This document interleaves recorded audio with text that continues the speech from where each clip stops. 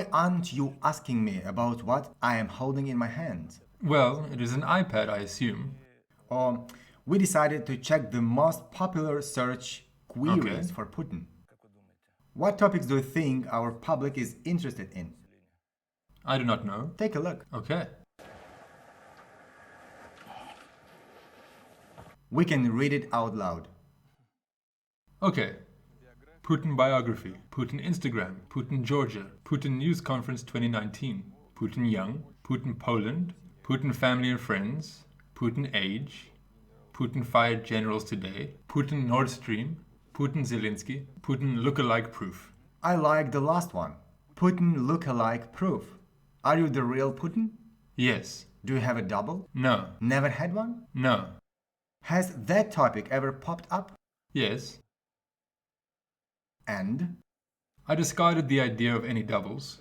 This was during the toughest time of our war against terrorism. At the beginning of the 2000s. Yes. So that a double would go to places where it was dangerous. Well, he would go there, be seen. So no double. No. Alright, let us switch to another topic. Digitalization and artificial intelligence. Why is everybody dreaming of going to Silicon Valley instead of Skolkovo? Firstly, not everybody. The brain drain is on the decline. And in general, I can't tell you what it's like. okay, I do not doubt that it still exists, because people are like fish. Fish like the bottom deeper and flatter. Man also looks for what is better, What about as a the well-known state? saying goes. I will tell you about the state too. But a skilled workforce, or let us put it differently, top-notch professionals, look for better places to employ their knowledge, capabilities and skills. Wherever the pay is better, that is where they go. It's as simple as that. So, the state should create conditions to attract top-ranked professionals. There are two ways of doing this. Either we isolate ourselves the way it was done in You mean keep them from leaving? grab hold of them and don't let them out. Saddle them with some extra liabilities. For instance, someone who's received a higher education cannot leave the country. That individual will have to work here, must either do this or that, or reimburse for the cost of his tuition, and so on and so forth. This is what has been proposed for the healthcare sector, or a labor market.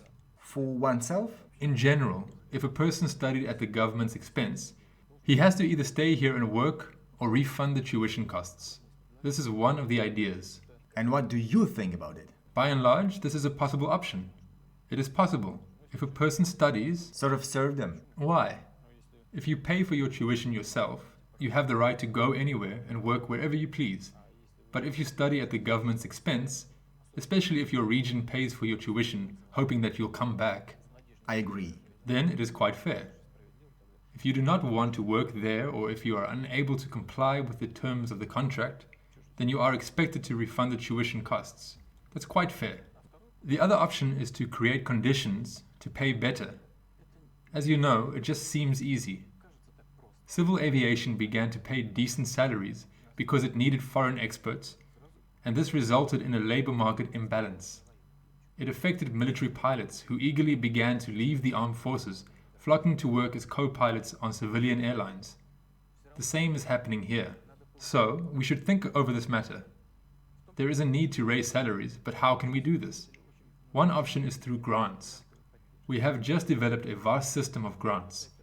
It encompasses not only the IT segment, but also the high-tech industry in general, and it works well. I guess you have some statistics ready on how many people are leaving, but take a look at how many people are coming in. There is an influx now. The number of people leaving every year is exactly the same as the number of those employed at mail.ru. Maybe, but Mail.ru keeps making progress as well. You see? Yandex So is it's thriving an too. annual Listen, rotation. Yandex is developing as well. They did not exist in the past, but now they do. And they compete well with major global companies, including Google. This proves there is progress. It is impossible to keep them all here. Or maybe we should not train as many people. It is a lose-lose situation. There are also people who return, and their number is not as meager as you may think. I met them, the recipients of the so-called mega grants and ordinary grants. They are very interesting people with good professional experience both in our country and abroad. Many of them have a strong desire to return, and we are bringing many of them back. We are creating conditions for them and setting up laboratories, along with offering them special salary packages. You know what I found quite interesting and what made me happy? Not only do they want to work themselves, but they also want to bring on board our young people and postgraduates and form research, development and production groups with them. And they are doing rather well. They are making progress in different areas: genetics, biology, digital technologies, artificial intelligence and robotics. In other words, it's not something like just let them leave and another generation will arise. No, nothing like that.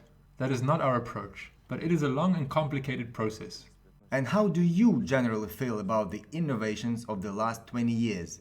I mean, electric cars, iPhones, smartphones, and the like. Technological progress cannot be stopped, nor should it be.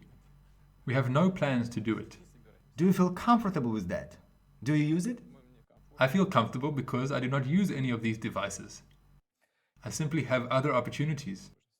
I saw you calling my namesake, the boy who was skiing at the Krasnaya Polana resort at your invitation. You were using a smartphone. Well, indeed, I do call. I didn't catch the model. You were holding it in a way. Your friend Peskov gave it to me so that I could make a call. In all other situations, it is much easier for me to use a dedicated secure line to be connected to any number.